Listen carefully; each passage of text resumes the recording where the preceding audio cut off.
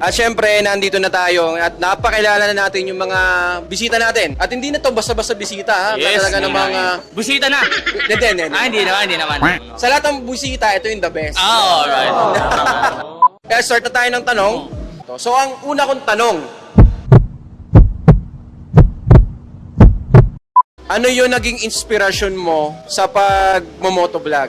Kumbaga, from the start, ano ba talaga yung nag-push sa'yo para mag-motovlog?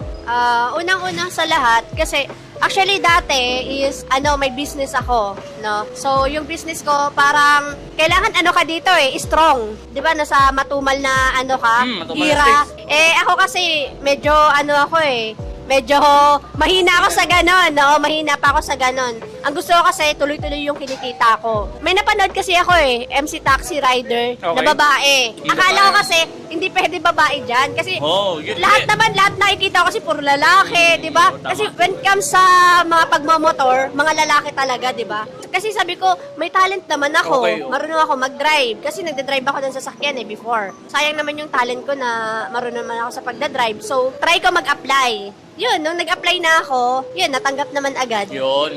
Ang kinakagandahan kasi dito sa MC Taxi, hawak mo yung oras mo. Ayun ang pinaka gusto ko. Kasi bilang isang solo parent, kailangan ko ng oras para sa anak ko.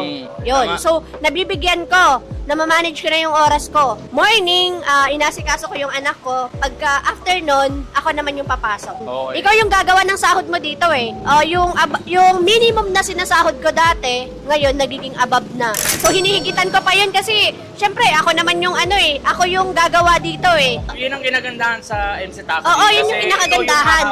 Pagka maliit ang kita mo, Pwede mo pa. Oo, ako kasi. Hindi, ibig sabihin, pag maliit ang kita mo, pwedeng kasalanan mo kasi hindi ka bumagpak hindi mo ikaw yung, pag nagreklamo ka, talo ka. Tama, Ikaw talaga yung gagawa tama. dito sa MC Taxi.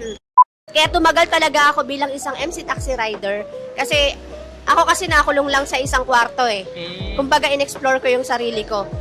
Parang gusto ko, sabi ko, bakit hindi ako lumabas kung saan ako nakakulong? Kasi masyado ko kinulo yung sarili ko sa isang lugar lang Kaya ngayon, nag-explore ako. Kaya yung mga, ito mga ginagawa ko, bago to para sa akin lahat. Pero, tinatry ko. Ayan, fighting! Push lang. Laban lang. Fighting! Adya, fighting!